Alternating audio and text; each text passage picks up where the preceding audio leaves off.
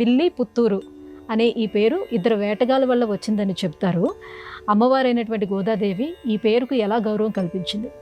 Willey Puttur ఇది కూడా తమిళనాట ఉన్నటువంటి ఒక అమోఘమైనటువంటి వైష్ణవ క్షేత్రం.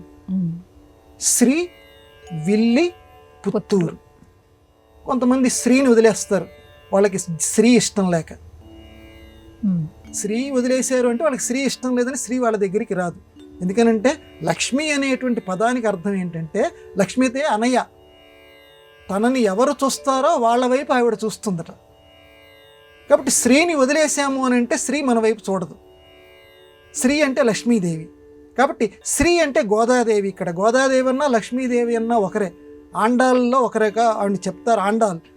కాబట్టి ఆ మహాదేవి ఆ లక్ష్మీదేవితో ఉన్నటువంటి క్షేత్రం విల్లి పుత్తూరు. గోదాదేవి పరమ నైష్టికతతోటి ఇక్కడ ఆవిడ్ని అర్చన చేస్తూ ఉంటారు. అయితే ఈ విల్లి పుత్తూరు అనేటువంటి పేరు ఎందుకు వచ్చింది? పూర్వం ఇద్దరు వేటగాళ్ళు ఉండేవారు. అక్కడ ఉన్నటువంటి స్థల పురాణం ప్రకారం విల్లి ఖండన్, విల్లి ఒకటి పేరు విల్లి, ఇంకోటి పేరు ఖండన్ అనేటువంటి ఇద్దరు వేటగాళ్ళు ఉన్నారట. ఈ ఇద్దరు వేటగాళ్ళు కూడా అన్నదమ్ములు. ఈ ఇద్దరు వేటగాళ్ళు ఒకసారి వేటకి వెళ్ళినటువంటి సందర్భంలో తమ్ముడు ఖండన్ కనిపించలేదుట ఈ విల్లికి, సోదరుడికి. కనిపించక అయ్యో నా తమ్ముడు నాతో పాటు ఇంత దూరం వచ్చాడు, ఏదో జంతువుని వేటాడటానికి అని చెప్పి కొంచెం దూరం వెళ్ళిపోయాడు, మళ్ళీ నాకు కనపట్టం లేదని చెప్పి మళ్ళీ రాత్రి అవుతుందని చెప్పి ఇంటికి తిరిగి వచ్చిన తర్వాత బాధపడ్డట ఈ విల్లి.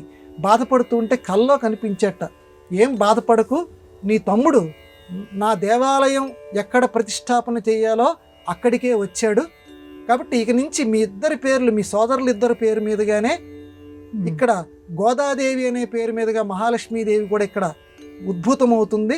ఆవిడ పేరు మీతో కలిపి శ్రీ విల్లి పుత్తూరు అనేటువంటి పరమ పవిత్రమైన పేరుతోటి ఈ వైష్ణవ క్షేత్రం విలసిల్లుతుంది అని చెప్పి విష్ణుమూర్తి కలలో, ఆ విల్లికి కలలో చెప్పేట. ఆ రోజు నుంచి దానికి విల్లి పుత్తూరు, శ్రీ విల్లి పుత్తూరు అనేటువంటి పేరు వచ్చింది. ఈ శ్రీ విల్లి పుత్తూరులో మనం గోదాదేవి యొక్క సందర్శన మనం చాలా జాగ్రత్తగా ఇక్కడ, ఎందుకంటే మనం తిరుప్పావై మనం చదువుకుంటూ ఉంటుంటాం కదా, ఈ తిరుప్పావై చేసినటువంటి ఆ పరమ పవిత్రమైనటువంటి చోటు శ్రీ విల్లి పుత్తూరు. అలాగే అక్కడ విష్ణు చిత్తుడు ఎవరైతే ఉన్నారో విల్లి పుత్తూరు ఆ మహానుభావుడు, వీళ్ళ నాన్నగారు ఎవరైతే ఉన్నారో విష్ణు చిత్తుడు, పేర్లే చూడండి, విష్ణువు యందు చిత్తము కలిగినటువంటి వాడు, మనస్సు కలిగినటువంటి వాడు.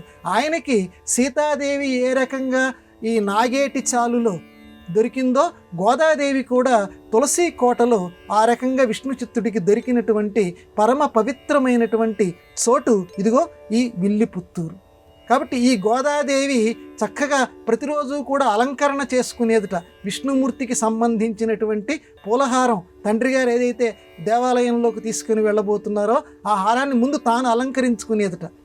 ఒకసారి తండ్రి గారి కంటపడింది ఇది.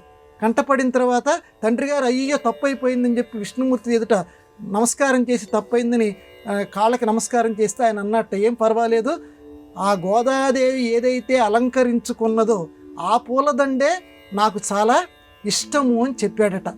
అంటే మహాలక్ష్మి కదా ఆవిడ, అందువల్ల కుమార్తెని ఇంకా ఆ రోజు నుంచి దైవ్యారాధనతోటి విష్ణు చిత్తుడు భావించేట.